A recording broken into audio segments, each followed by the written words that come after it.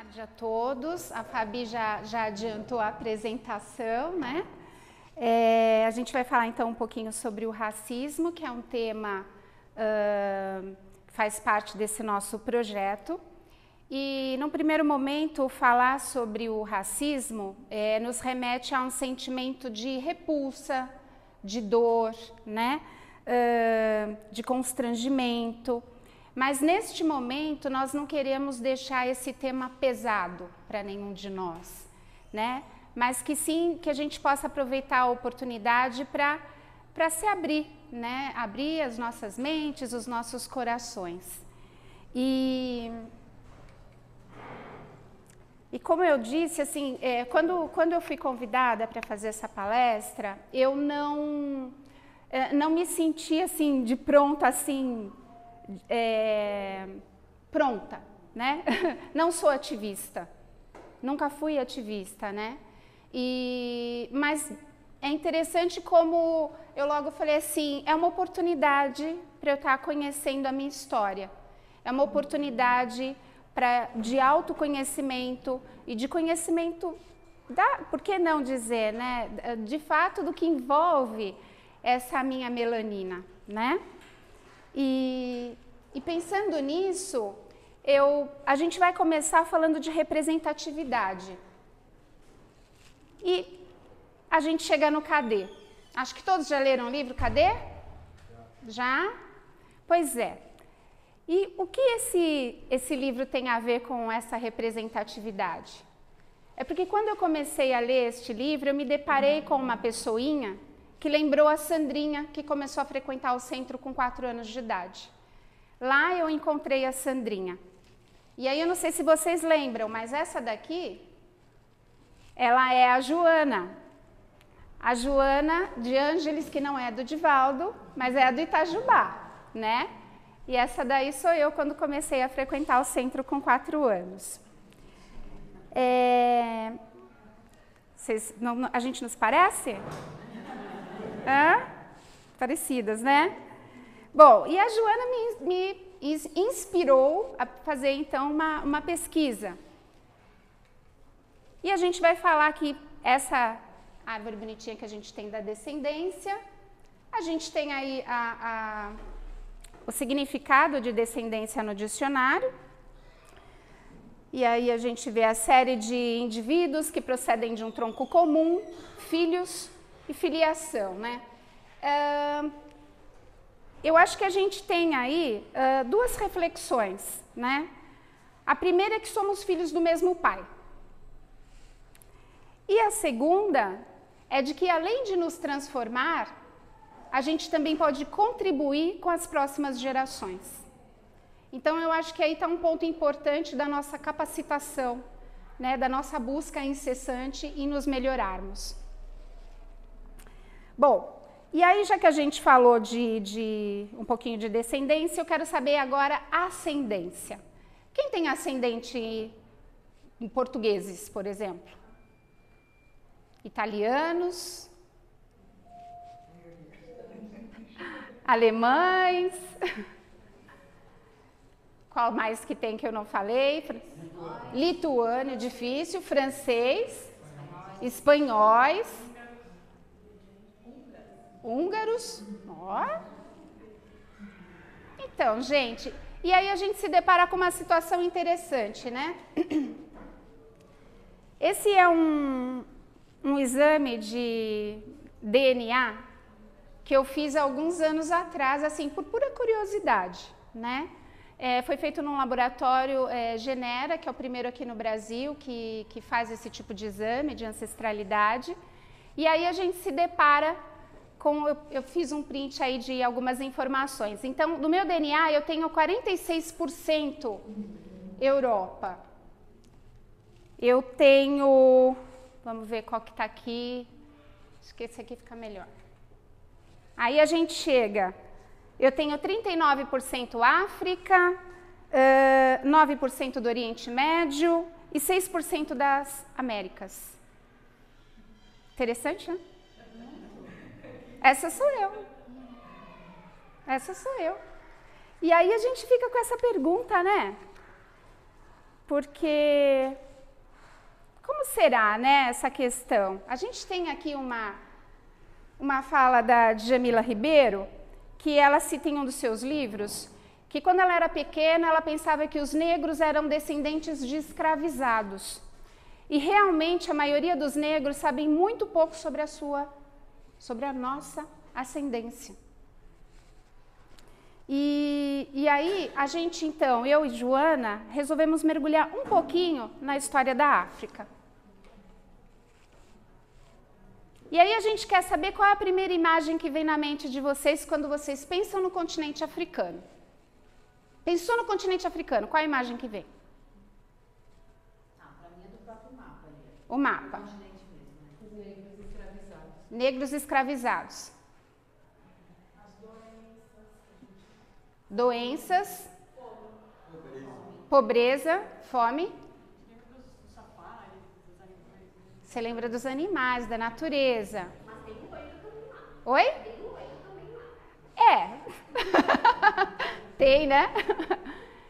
E aí, gente, é isso que vocês veem? Quando a gente fala de fome, a gente fala de pobreza. Será que a gente não se depara com isso em outros locais do mundo? E será que a gente não encontra isso em países que são desenvolvidos assim?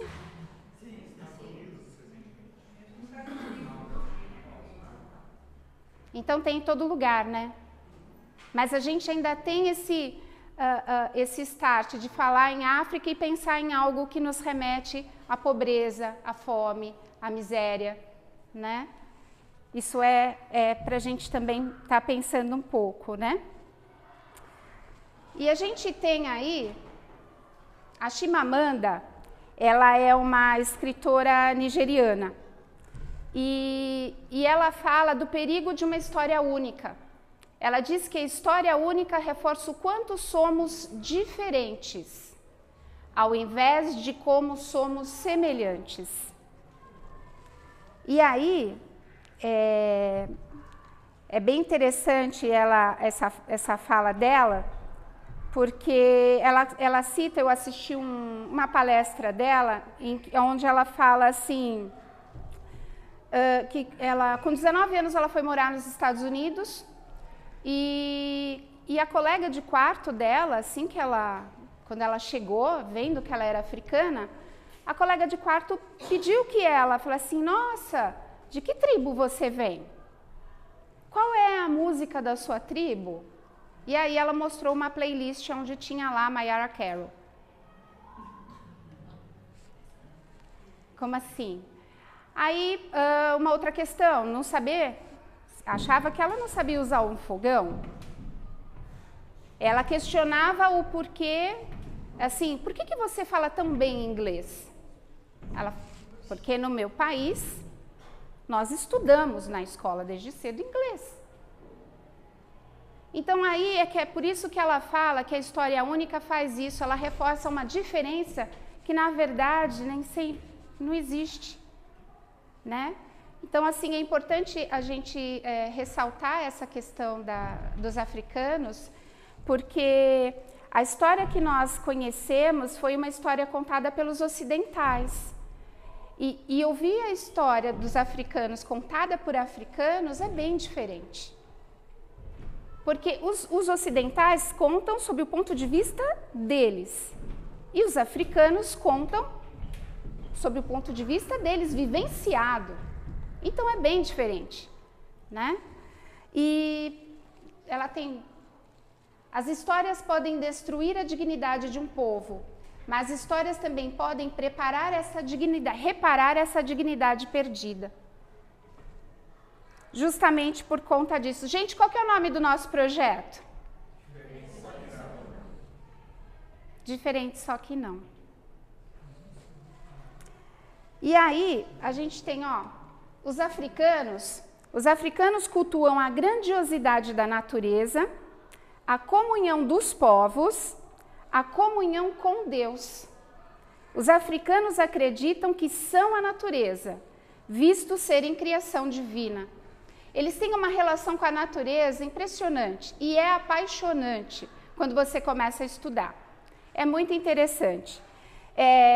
Eu acabei, por conta do projeto, estudando um pouquinho e tive aula com um professor chamado Senafon. Senafon, ele é do Benin. Ele tem uma história parecida com a da Chimamanda, porque quando ele veio para o Brasil, ele é um professor, ele veio estudar, inclusive aqui em algumas universidades, fazer especialização, né? E ele relata que quando ele dizia que era africano, as pessoas já olhavam para ele com pena. Ai, coitada das crianças, né? Poxa vida, lá é difícil, né? Tem guerra, né? Como se aqui não tivesse nada disso, como se aqui a gente não tivesse problema nenhum. E ele começou a ficar muito triste, incomodado com essa história. E aí ele falou, vou resolver essa questão. Ele foi estudar a nossa ancestralidade. Então, mesmo ele sendo do Benin, sendo africano, quando ele saiu de lá, ele percebeu essa questão da diáspora africana, né? Como que funciona, como as pessoas olham diferentes, como se fôssemos inferiores até, né? E por conta disso, então, ele estudou. E aí ele mostra, assim, a gente começa a pensar nessa questão dos vídeos. Quando a gente vê vídeo das crianças dançando, como elas estão? Jovens, adultos dançando. Às vezes eles estão num ambiente que você diz assim, nossa, é um ambiente de repente tão vulnerável, precário talvez para alguns de nós, mas você para e pensa, eles estão felizes, eles estão celebrando a vida, porque os africanos eles se preocupam em ser felizes. O foco deles está em ser, e dos ocidentais está em ter. Essa é uma diferença grande e bastante significativa. Então, quando a gente vê esse povo todo feliz, dançando por mais que o ambiente seja pobre, é porque eles estão vivendo, porque eles acreditam que a vida é para ser vivida com plenitude. Eles são criação divina. É assim que eles se veem. Então, eu tenho que viver com plenitude, eu tenho que ser feliz com o que eu tenho, aonde eu estou. E isso é para a gente também ficar aí uma reflexão, né? E aí a gente, mais uma vez, né? A visão do mundo dos africanos, baseada na natureza. Ela reforça que nós nascemos, crescemos, amadurecemos, transcendemos e renascemos. O professor dá o exemplo da bananeira. A bananeira dá fruto apenas uma vez. Só que antes dela morrer totalmente, já nasce um outro brotinho. Tem um outro filhotinho ali. Aquela bananeira não morre. A vida ali não cessa. Então, acho que é um exemplo tão rico para a gente pensar, né? Enfim, acaba aqui. Qual é o nome do nosso projeto, gente? Diferente, só que não. Bom, quando os negros saíram da África para povoar os outros continentes, eles levaram consigo a escrita, a cultura, a arquitetura, a medicina, etc, etc. Porém, na história que a gente conhece, né, a descoberta está voltada toda para o Ocidente. Aí fica assim, será que não foram iniciadas no continente africano e desenvolvidas nos outros continentes? Afinal, o Homo sapiens viveu por aproximadamente 10 mil anos na África antes de sair para povoar os outros continentes.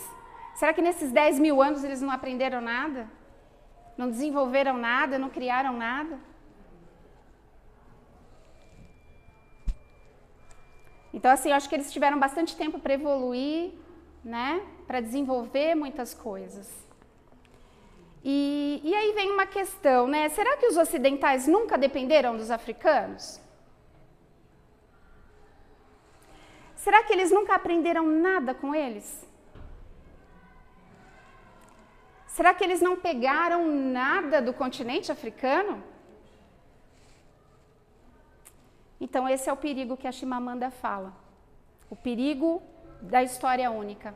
Conhecer a história contada por africanos é bem diferente. Aqui a gente tem o estudo, né? O estudo realmente ele demanda bastante tempo e ele é muito interessante. O caso do Dr. Diop, ele era um senegalês, egiptólogo, antropólogo, historiador e político. E em 1951, ele apresentou a sua tese no doutorado na Universidade da França, em Paris, defendendo que o Egito Antigo havia sido uma cultura negra. Gente, a tese foi rejeitada. Ele ficou 9 anos juntando provas e em 1960 ele conseguiu o seu doutorado. E aí está a questão, né? O que ajudou muito. Ele usou uma técnica, ele desenvolveu, né, e usou uma técnica para determinar o teor da melanina das múmias egípcias e conseguiu provar que os faraós eram de origem africana. Africana, no caso, negra. Sim, negra. Naquela época ainda não era. Aí a gente tem uma imagem da esfinge, que foi encontrada aí no século XIX, e pela imagem dá para a gente perceber que ela tem, né, o perfil tipicamente negroide aí. E a ciência, ela está em constante movimento e descobertas, né? Mas podemos dizer que há mais ou menos uns 10 mil anos atrás, a pessoa branca surgiu de uma pessoa preta, né? Qual é o nome do nosso projeto, gente? Então, tá bom. A sociedade escravista, ao transformar o negro em escravo, definiu o negro como raça, demarcou o seu lugar, a maneira de tratar e ser tratado, os padrões de interação com o branco e institui o paralelismo entre cor negra e posição social inferior. Do livro da Neuza Santos, Tornar-se Negro.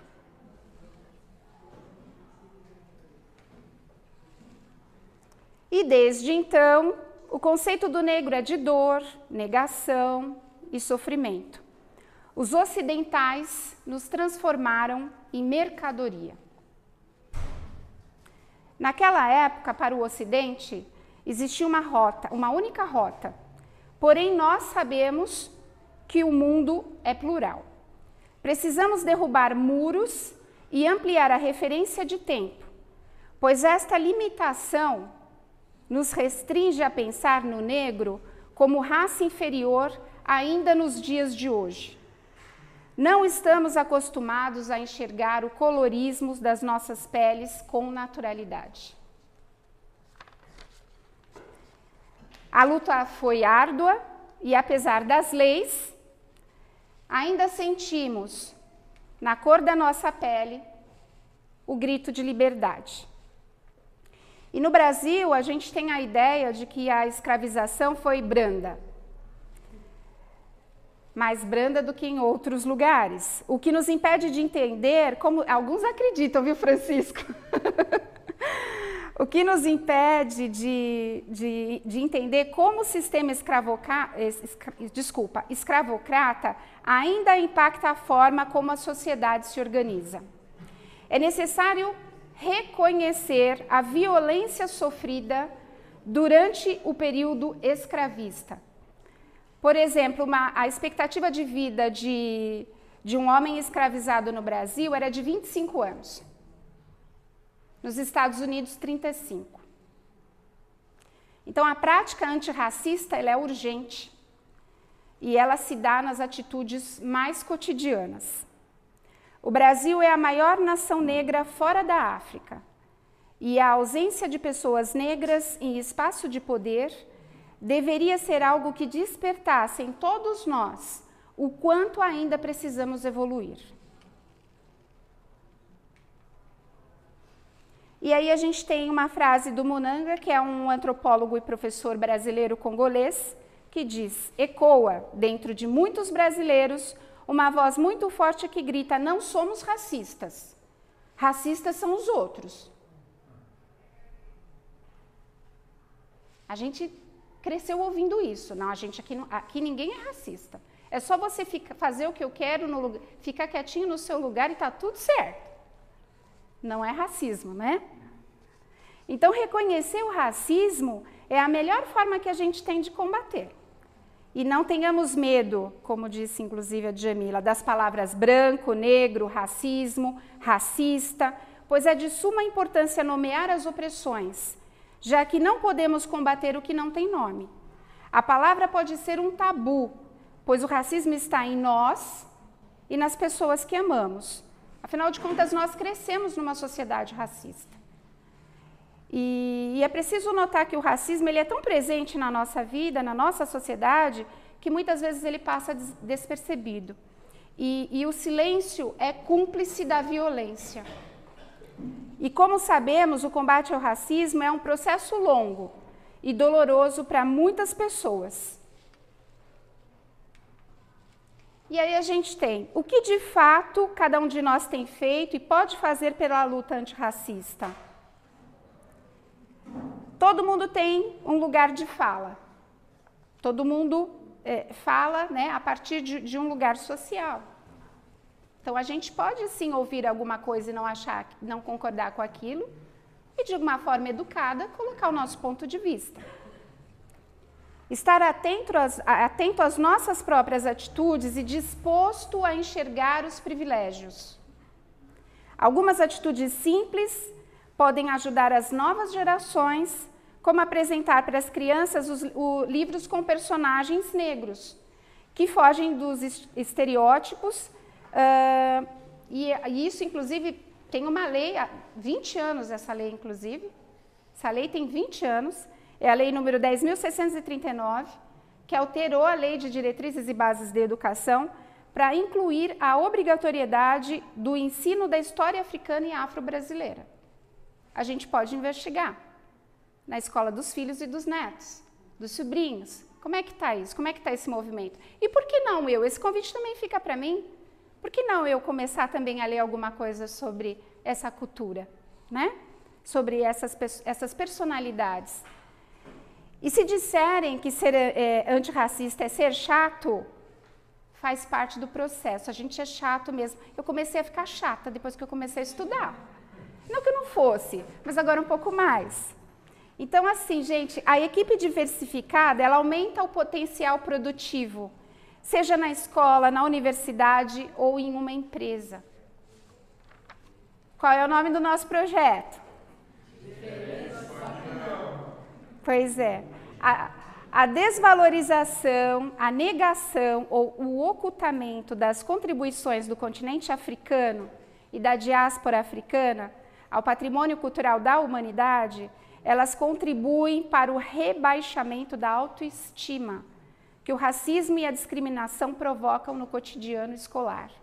Está aí a importância da gente tratar desses temas na escola com as crianças, elevar a autoestima das crianças. É danoso que numa sociedade as pessoas não conheçam a história dos povos que as construíram e que somente um grupo domine a formulação do saber. Por muitos anos, atores foram contratados para atuarem como bandido, bêbado, né? Os homens, né? As mulheres como empregadas domésticas ou alguma imagem lasciva, né? E também tem a questão do próprio humor, né? Que é um mecanismo de encobrir essa hostilidade racial. A minha mãe adorava os Trapalhões. E a gente tem, assim, os estereótipos do Tião Macalé, que era o feio, o Mussum, o bêbado, né? Tem o caso da Vera Verão, a Adelaide da Zorra Total, né? Que era uma negra pobre, desdentada, né? Que tinha aquele bordão cômico da cara da riqueza. E quantos de nós não rimos? E é sério isso. Porque eu cresci assim, vendo o negro nessa condição. Eu não cresci vendo o negro advogado, médico, professor. Eu não tive oportunidade, lembrando, né, porque a gente faz toda essa viagem na história, de ter tido uma referência assim mais positiva na TV, que não fosse uma novela onde houvessem negros escravizados. E aí, esse discurso ele sempre destacou o tom da nossa pele como a base principal para distinguir o valor. A nossa história foi profundamente marcada pela brutalidade contra as populações negra e indígena, que eram vistas como ameaça aos interesses dos europeus. O diverso, o diferente, ele é definido a partir da comparação com o branco, que é considerado a referência, o universal. Tudo que afasta dessa referência ou modelo pode ser considerado inapropriado e provoca exclusão e discriminação, seja na educação, no trabalho ou em outras esferas da vida. E aí tem um exemplo de um vídeo, a Eliana me passou um vídeo, alguém passou para ela, pediu que esse vídeo chegasse até mim, que eram dois homens distintos, né? Dois homens bem vestidos, alinhados mesmo, assim, o mesmo nível, só que um branco e outro preto. E eles, o vídeo dura cerca de 2 minutos, e eles estão na rua pedindo abraço. Já viram? Eu não sei quantos abraços o branco ganhou, eu sei que o preto não ganhou nenhum. Eu já vi da criança, você já viu da criança? Eu vi tanto vídeo, mas tem isso. É uma criança negra no centro de São Paulo, Sozinha, perdida. Aham. Ninguém vai lá perguntar o que está acontecendo com ela. Aí botaram uma criança branca na mesma situação, todo mundo vai lá oferecer ajuda. É isso aí. E ninguém é racista. Ninguém é racista. E qual é o nome do nosso projeto? Pois é. Relembrar trechos da história da violência na construção da herança que sustenta e perpetua a supremacia branca pode auxiliar a compreender os abismos econômicos e sociais entre as populações negra, branca e indígena no Brasil, que inviabiliza a democracia ao consolidar um sistema que perpetua a geração de bônus para uns e ônus para outros. Da Cida Bento, Pacto da Branquitude. Está relacionado com o que a gente acabou de falar, que você também falou. E aí tem um estudioso também, americano, e crítico cultural, que ele diz assim que os brancos, em ações antirracistas, eles precisam aprender a conviver com o significado da branquitude. E aí eu tenho um outro exemplo que é de um rapaz que eu conversei que é branco, que cresceu na periferia aqui de São Paulo, e a maioria dos amigos dele, né, eram pretos, e ele fala que em várias blitz da polícia, o policial sempre mandou ele embora, mas os amigos dele pretinhos ficavam lá para serem revistados. E ele fala, detalhe, eles eram bons alunos, quem era mau aluno era eu.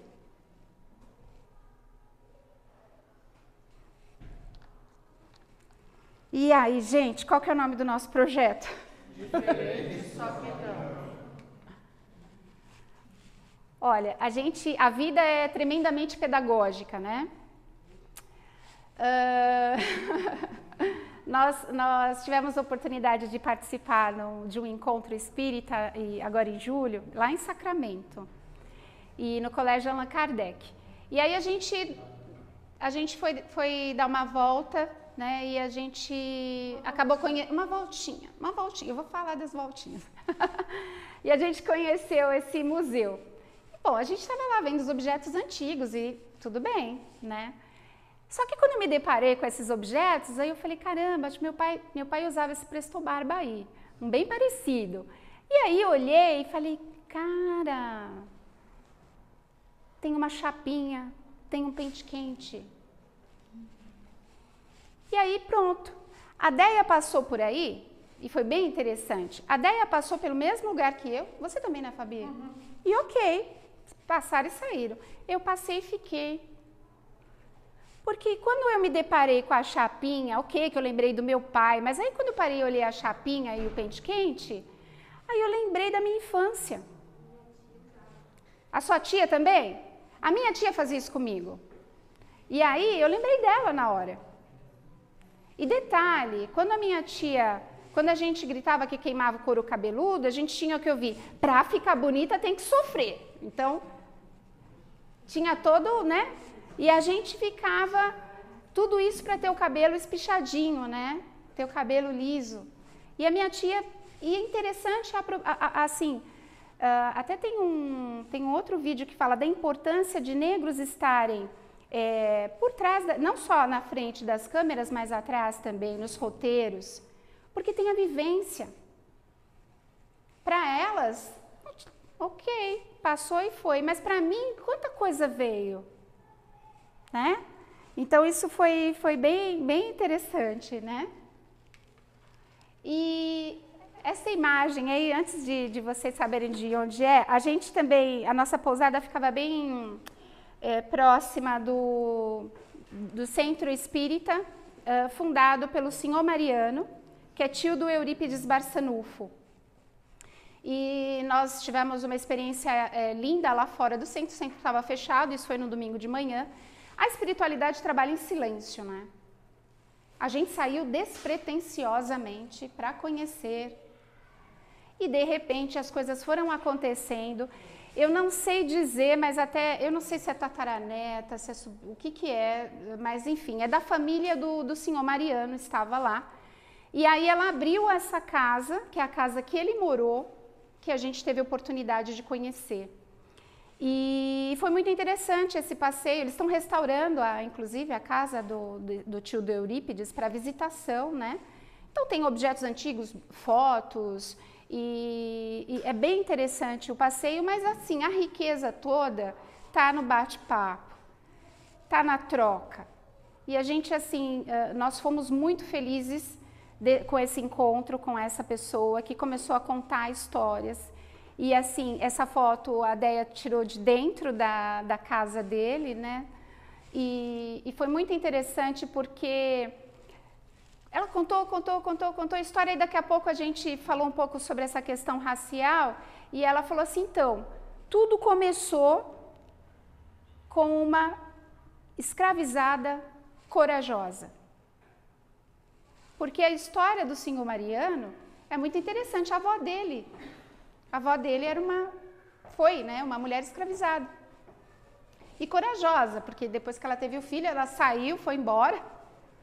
Anos mais tarde ela contou para o filho e ele voltou para lá e conseguiu se acertar com a família, foi integrado, acolhido, enfim, começou com a história dessa mulher.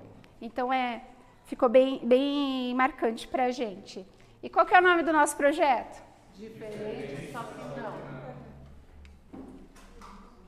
A gente também foi até Uberaba, que a gente estava pertinho, e aí a gente conheceu, né, a casa do Chico. E o Eurípides estava lá na porta quando a gente estava chegando. Muito solícito, foi muito bacana assim, a troca também que nós tivemos com ele. Num dado momento eu estava lá na frente na livraria, aí eu fui falar para ele sobre a palestra, e ele... Se você soubesse, eu tenho tanta história para contar. E foi muito bacana. Ele contou a história dele, né?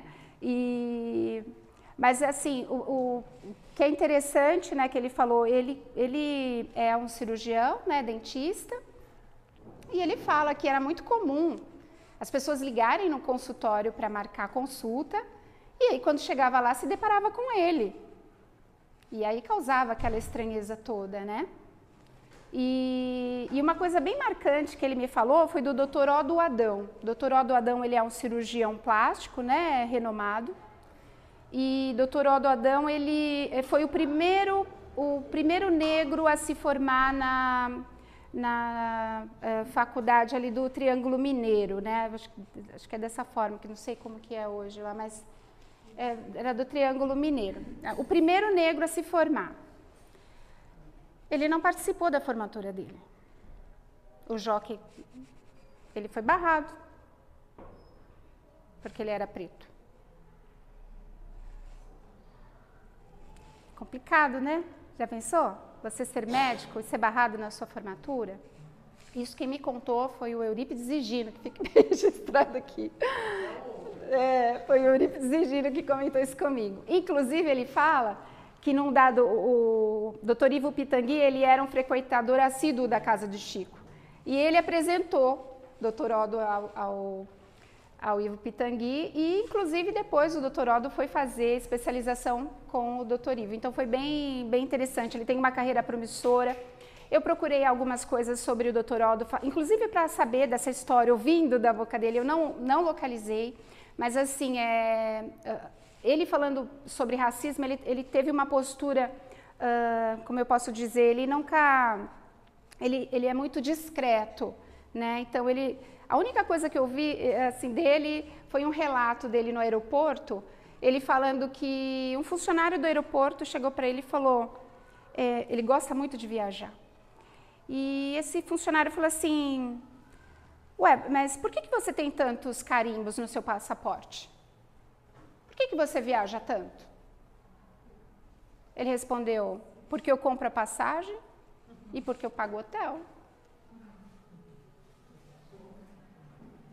Aí a pessoa, não, quis se desculpar, ele disse assim, você não perguntou para a pessoa que estava na minha frente e também não vai perguntar para a pessoa que está atrás de mim. É isso.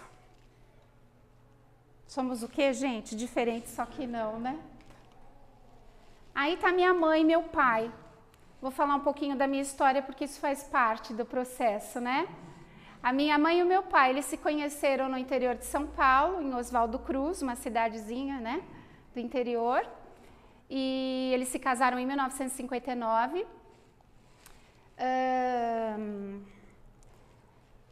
Minha irmã começa a chorar, eu vou querer chorar também. Então, e assim, o meu pai, ele é de Minas, né? Meu pai é de Minas Gerais, e ele veio para o interior de São Paulo para trabalhar, né? Na fazenda de café que a família da minha mãe trabalhava. E aí eles se conheceram, e enfim, aí eles casaram, e eu tive que conversar com a minha tia para até resgatar histórias, porque a minha mãe desencarnou em 1995. Meu pai desencarnou em 1997. Então, eu falei assim, eu falei com a minha tia para lembrar de algumas coisas, porque, gente, é muita coisa e é muito rico. Mas o que eu quero colocar para vocês? A nossa família, ela tá assim, eu tenho bisavó índia, bisavó... Eu tenho bisavó índia, tenho bisavó preta, eu tenho bisavô branco, eu tenho bisavô preto, as avós brancas, avós pretos. Então, assim, a diversidade do meu DNA está aí, né? Nessa mistura toda que a gente tem. Minha mãe, nós somos em 7 irmãos. E voltando só um pouquinho, a minha tia comentou comigo o seguinte, lá na fazenda, eles cresceram, minha mãe cresceu normalmente em fazenda assim, de café, eles eram lavradores, né, a família. E aí, eles cresceram com japoneses, com portugueses, com italianos. Ela até brincou assim, nossa, eu lembro que quando a gente via um branco, a gente já chamava de italiano, e nem sempre era.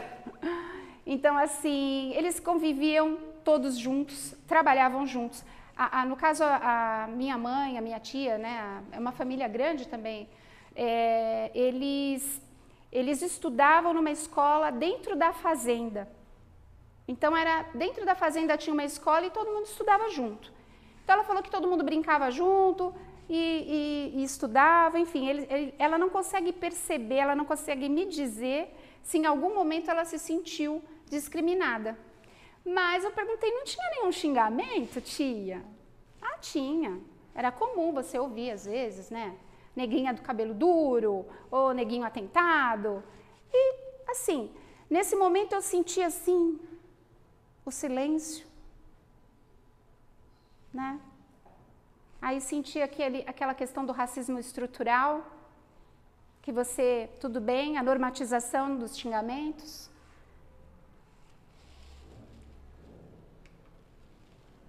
E aí a gente mudou para a Vila Romana em 1968, porque meu avô faleceu em 67, aí em 68 o pessoal, minha mãe e os irmãos, eles venderam as terras, venderam, enfim, tudo que tinham lá, as colheitas, e vieram para cá. E se instalaram aqui na Vila Romana, aqui na rua Marco Aurélio, porque eu lembro de... E aí tô eu, né, de novo, gente. Qual que é o nome do nosso projeto? Pois é. A história continua, né? A gente, só eu e somos em 7, como eu disse, só eu e mais um irmão que nasceu aqui em São Paulo, então o restante é todo do interior. E a história continua no quê? Na normatização das falas. Então, assim, falando com o irmão, normal, olha só, normal, é macaco, preto imundo, só podia ser preto.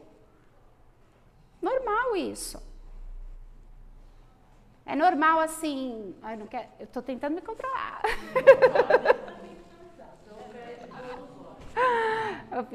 Então, assim, a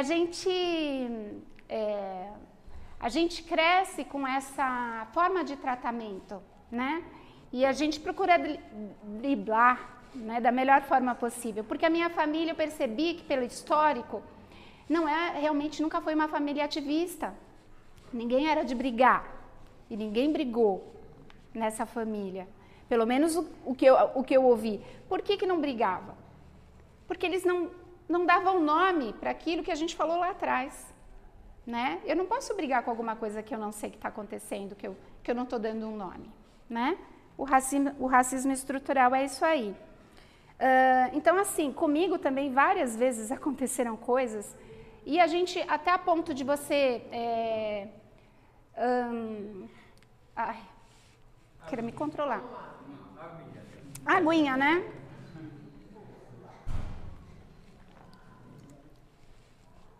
A gente ouviu muitas coisas e teve que digerir da melhor maneira. Essa é a realidade. A gente tem sempre em mente assim, que a referência por ser branco, eu ouvi, por exemplo, de amigo de escola. Falar, nossa, você sabe que fulano falou que se você fosse branca, você ia ser bonita?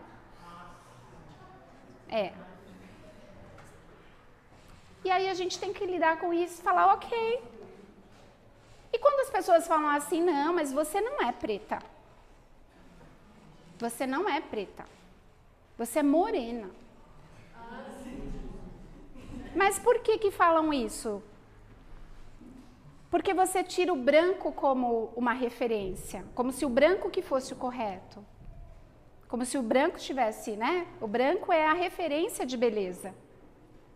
E aí a gente se pega assim, se a pessoa falar que eu sou preta, parece que ela está me ofendendo, na cabeça dela.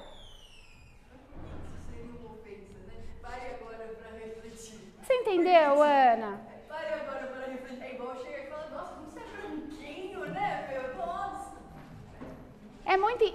É curioso quando a gente se depara com essas questões.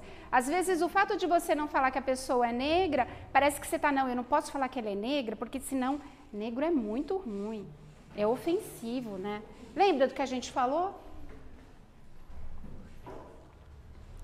Então, assim, obrigada, Fabi. A minha mãe, ela tinha a pele mais clara que a minha, e assim... Era muito comum a gente ouvir assim, quando alguém dizia assim, ai, Dalva, você não é preta. Minha mãe falava assim, passou das 18 horas à noite. Era assim. E eu ouvi, e eu acabei, é engraçado, mas quando a pessoa vinha depois falar assim, não, mas você não é preta, você é morena. Eu dizia, olha, minha mãe me ensinou que passou das 18 à noite. Então, não tem essa não, eu sou preta sim, né? Porque não está me ofendendo, né? Mas todas as vezes que eu me senti de alguma vez diminuída, ou se alguém quisesse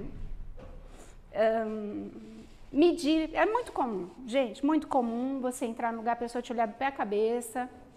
Então, a minha base religiosa é que fez a diferença na minha vida.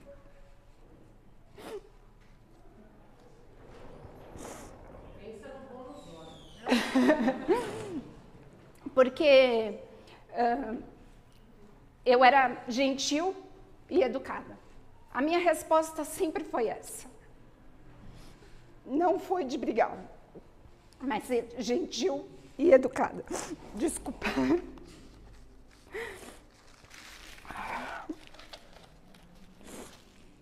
A gente aqui no centro aprende que que nós somos espíritos, né? E então a minha base me fortaleceu para que eu realmente não sucumbisse, né? Não que a gente não cometa erros durante a nossa trajetória, mas brigar, não. E essa minha família foi um presente da minha filha, porque ela colocou minha mãe e meu pai aí, porque ela me deu esse ano, ela fez essa montagem aí, colocando meu pai e minha mãe. A história continua, né? E essa família aqui, ela está representando milhares de famílias pretas. Então, essa família que está sendo representada, ela está representando milhares de famílias pretas. E aí a gente pergunta, será que se a gente tivesse crescido numa sociedade antirracista, a gente seria diferente? Teria sido diferente? Sim.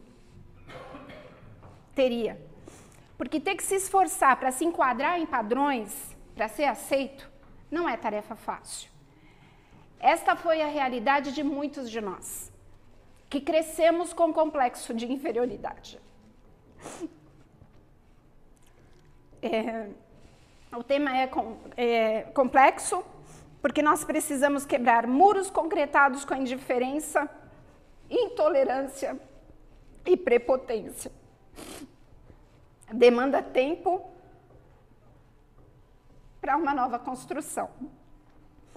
Então, não é mimimi dizer, não é legal falar assim, não é mimimi falar que essa fala é preconceituosa, não é mimimi falar para a gente respeitar a cor, a opção sexual ou o jeito do outro ser, né? Isso também não é mimimi. E é interessante porque eu falei da minha família silenciosa, e quando eu estava conversando, essa semana, eu estava conversando com a minha irmã mais velha, e querendo saber, poxa, será que em nenhum momento você se sentiu ofendida e tal? Ah, eu não. Eu não. Meus irmãos são assim, viu, gente? Nenhum deles falou assim, ah, não. Não. Pelo menos os que eu conversei falaram que não. E imagina ficar aí brigando, né? Como as pessoas ficam, né? Tudo briga e tal, não sei o quê. E ela é cabeleireira. E tudo briga por isso, briga por aquilo. Eu falei, Maria, você já pensou que hoje a gente tem um protetor solar com a cor da nossa pele, graças a essas pessoas que brigaram? A gente tem produto de cabelo, né, cosmético, graças a essas pessoas que brigaram. Então, se a gente ficasse quietinho, se dependesse da gente, não tinha nada, viu? Né? Então, a gente deve todo esse crescimento, toda essa evolução, eles brigaram para que nós fôssemos vistos, porque nós éramos invisíveis, né? Então, eles brigaram para que nós fôssemos vistos. Então, graças a Deus por todos eles. Cada um teve sua parcela de contribuição. E é um movimento que vem de muitos anos. Está aí a lei que eu acabei de falar, que tem 20 anos. E hoje é que a gente se depara com comercial, com novela e com filme, onde a gente vê mais pessoas pretas que não são bandido, que não são a empregada, que estão onde deveriam estar, são médicos, advogados, professores e, enfim, estudantes, estão onde eles deveriam estar. E aí vem... Será que nós somos preconceituosos? Somos. Somos racistas? Alguns anos atrás eu assisti a gente teve um trabalho aqui no centro que foi até de quarta-feira, né, na educação para adultos. E eu lembro que naquele ano teve um grupo que falou sobre as diferentes formações de família. E no final eles colocaram os óculos. Foi sua turma, Rafa? Nossa, parece que eu estou puxando sardinha para você. Não sabia, Rafa. Não foi combinado. Tinham óculos no final da apresentação. E esse óculos, ele representa justamente o quê, né? Para quem ainda não está conseguindo perceber aonde tem que melhorar, aonde tem que evoluir, tem que mudar essas lentes aí. Precisa atualizar essas lentes, porque a gente precisa evoluir. Então o convite continua até hoje, viu, Rafa? Desde aquela época até hoje, o convite continua para que a gente possa enxergar os pontos que a gente precisa melhorar. Porque julgar, que conhece a história de um povo só pelo tom de pele, está fora de moda. Desqualificá-los, então, pior ainda. O racismo está internalizado em nós. Ele é inconsciente. Ele é fruto da nossa irracionalidade. Precisamos evoluir. E este é um mal que já deveria ter sido extinguido, porque devemos respeitar sempre o outro como ele é. E o outro não se resume ao tom de pele ou ao tipo de cabelo, ou sua opção sexual, mas o que ele verdadeiramente carrega em seu coração, no seu espírito. E eu reforço a importância de conhecermos a nossa história, porque visitando o passado poderemos nos deparar com os privilégios ou não que tivemos por conta da cor, da nossa pele, ou da nossa condição social, enfim. Quem conhece a si mesmo, ao outro e à vida, com o mínimo de profundidade, ele rompe a película superficial do preconceito. Qual é o nome do nosso projeto?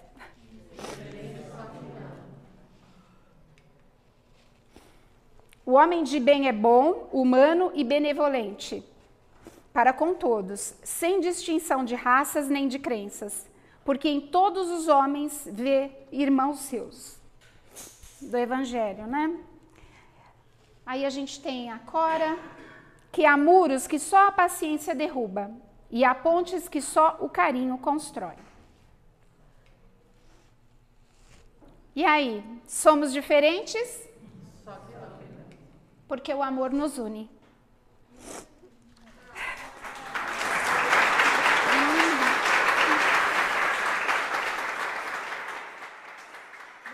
Ouvir a outra versão, tá? Então a Sandra trouxe pra gente duas leis, são duas leis, não consigo lembrar de cabeça, é de 10.639. Isso de 2003, e depois em 2008 teve a 10.000 que coloca os indígenas também. Então a partir disso, até para vocês saberem que tem filhos, netos, sobrinhos nas escolas, a partir daí se pretendeu que até mesmo os livros didáticos fossem reescritos com as outras versões, né? E os professores e as professoras passaram a ter formação descolonial, ou seja, descolonizar o currículo e começar a ver a história do mundo fora da perspectiva eurocêntrica. E aí as coisas começaram a mudar, e aí as coisas começaram a complicar, ter embate, né? Porque nem todo mundo admite ver sob outras perspectivas, né? Eu mesma, nas formações pelas quais eu já passei, que foram maravilhosas, que ampliaram a minha visão de mundo, eu fui aprender sobre a agricultura africana, nas sociedades, algumas sociedades matriarcais na África, as cabeças de fé, né? Que por muitos anos falaram que não era grego, era africano mesmo. E hoje a gente, olha que bonito, hoje a gente pode falar sobre isso, a gente deve falar. Né? E como a Sandra disse, como ser, a Djamila fala, né? Não basta não ser racista, nós também temos que ser antirracistas. Se eu vejo algo racista, eu tenho que ajudar a combater com amor. Veja assim. Eu, por exemplo, uma coisa que eu aprendi, quando a gente fala de racismo estrutural, né? Fala assim, vamos dormir que amanhã é dia de branco. Gente, isso é uma fala racista. Caso alguém não saiba, eu não sabia. Criado mudo. Criado mudo. A gente complementava assim, e de preto honesto. Olha, quando eu descobri, eu parei de falar. E se alguém fala, eu peço, por favor, não repita, não perpetue isso. Você sabe o que significa? Aquele bolo lá não é bolo de negamato, é bolo de chocolate, por favor. Bom, então é isso que a gente está fazendo aqui hoje. Tem algumas falas aqui. Vou começar pelo Eric. O que eu queria falar mais mesmo são comentários sobre a palestra inteira, foi algo que me tocou muito, desde falas que foram ditas e até mesmo coisas no qual eu queria muito poder complementar. O racismo estrutural, por exemplo, que foi bastante comentado, é uma coisa que a gente pode perceber em qualquer lugar. Mas, podemos comentar sobre quantos escritores negros a gente já leu sobre durante a vida toda, quantas pessoas negras têm aqui puderam participar de uma palestra sobre racismo, quantas pessoas negras frequentam o centro normalmente, quantas pessoas a gente vê em escolas que não sejam públicas, em lugares mais privilegiados aqui em São Paulo, em qualquer lugar do mundo que sejam pretas. Podemos falar sobre termos que são sim racistas, que foram levados ao racismo. Podemos falar sobre toda a estrutura que a gente tem no mundo, porque se a gente for olhar bem, muito do que a gente tem hoje de alta tecnologia, de evolução mesmo, foi por conta da cultura preta, porém que é apagado, foi totalmente apagado. Então uma palestra como essa toca muito, principalmente quem já viveu, quem vive sobre essa opressão que a gente tem hoje em dia, porque realmente é uma coisa que, assim, para mim demorou muito tempo para eu conseguir realmente ter um lugar, para eu conseguir realmente falar sobre. Foi muito tempo para eu conseguir realmente me ver como uma pessoa comum, uma pessoa e ao mesmo tempo uma pessoa preta. Eu por muito tempo fiquei tive essa visão totalmente distorcida. Eu até tenho um pouco de vergonha de falar isso, mas eu tinha uma visão muito distorcida sobre o que é ser preto e o que é ser uma pessoa normal. Eu não conseguia me ver como os dois. Eu não conseguia me ver como alguém negro e ao mesmo tempo alguém comum do nosso dia a dia. Então, por muito tempo, eu me vi como uma pessoa branca, para poder me ver como uma pessoa normal. Eu alisei meu cabelo, eu comecei a só falar com pessoas brancas. E isso é uma coisa que hoje em dia me toca muito. Eu tenho coragem de vir aqui falar, tenho coragem de me vestir da forma que eu quero, de agir da forma que eu quero e poder falar. Grande salto para mim. E assim, é algo que simplesmente eu poderia ficar falando horas aqui sobre vários pontos que tem na palestra, poder voltar nos slides só para poder pegar mais coisas, porque é muito bom. É muito bom poder comentar sobre isso. Finalizar aqui, porque senão eu vou ficar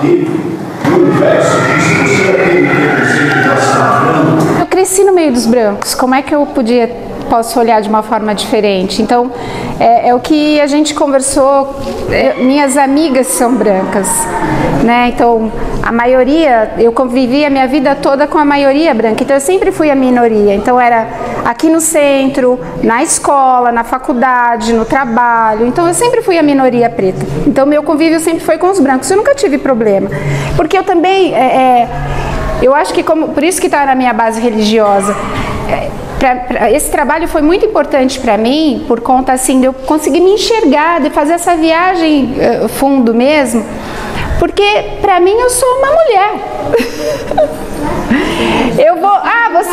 Eu sou um espírito, então assim, eu sou espírito, então assim, eu vou lembrar que eu sou preta quando eu olho no espelho.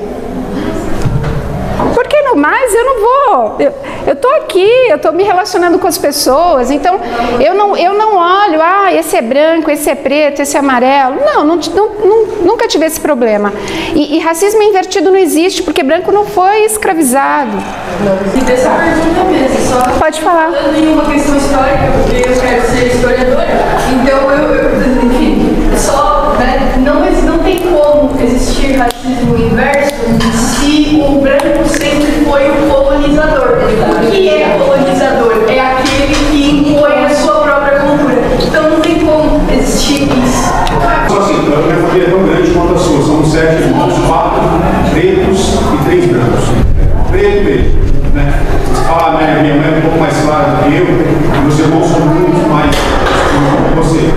Então, assim, são retintos. Esse contraste dentro de casa. E eu falo porque eu já sofri preconceito. Eu sei que historicamente não, mas quando você propõe a mudar alguma coisa, o feminismo, quando se propõe a defender a autonomia, eles atacam normalmente algo. Paulo, você falando assim, eu entendo assim essa questão. E aí me lembrou a história do Flávio, porque o Flávio que eu até comentei, ele é o branco da família. Os irmãos dele também são pretos, né? E ele fala dessa questão que você colocou, eu até entendo, porque ele disse assim, olha, para eu poder crescer ali onde eu cresci, eu tinha que me impor, porque eu era o branco, então eu tinha que me impor ali para eles, senão eles achavam que eu era o bobo. Beleza, até entendo que não tenha sido fácil para você tinha que falar e eu tinha que me calar para ser aceita, né? Só que ele reconhece o privilégio da branquitude dele. Quando ele fala, por exemplo, da blitz da polícia, ele fala, então ele reconhece. Então quando a gente fala até desse reconhecimento da branquitude, é porque tem privilégios. A questão do abraço que a gente está falando, a questão da criança que foi falada. Então assim, por mais que a gente tenha essa questão que é delicada, né? Às vezes os seus irmãos dentro de casa essa questão, mas a real é essa, é que de fato você tem privilégios com relação a eles. Vocês podem estar os dois bonitinhos, bem vestidos em alguma situação e que assim, se tiverem que priorizar vai ser você e não eles. Então é bem delicado, mas essa é que é a realidade.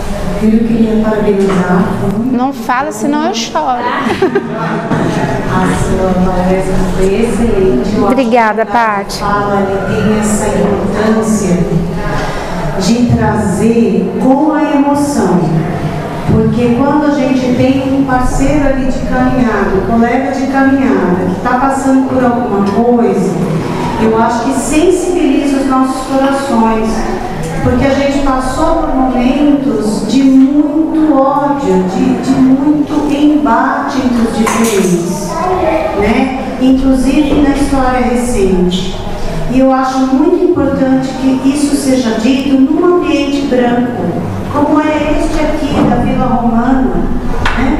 Onde teve muito italiano, teve muito europeu. A gente sabe que a escravidão, ela no Brasil tocou os negros, sobretudo muçulmanos, que foram trazidos para cá. Mas sabemos que se você for pegar o Pêssar dos judeus, eles comemoram justamente a liberdade da escravidão do Egito. A gente sabe que isso faz parte da história e a gente não pode deixar passar como se nada tivesse acontecido, porque nós temos preconceitos contra árabes na França, contra chineses em alguns lugares, os romenos sofrem terrivelmente na Europa.